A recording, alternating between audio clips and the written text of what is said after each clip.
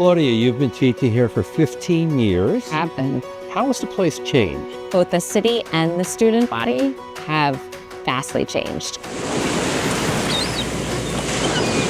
Every year when I was teaching the undergrads, I had to make my exam more and more difficult because the student body every year has gotten that much notably better. What inspired you to become an academic?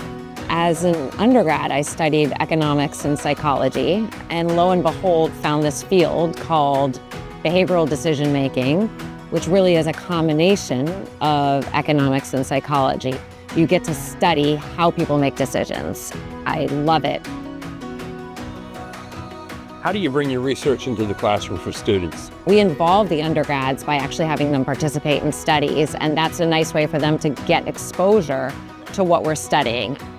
I'll say, what was that study where I had to pick between blenders and then you guys gave me M&Ms, was that related? And we get to explain to them, actually, yeah, that was, and here's what we were looking at.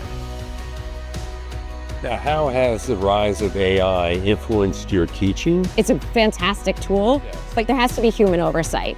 So I'm teaching my students when to use it, when not to use it, how to use it ethically, and how to use it in a manner to ensure that you don't end up falling flat on your face because you're relying too much on it.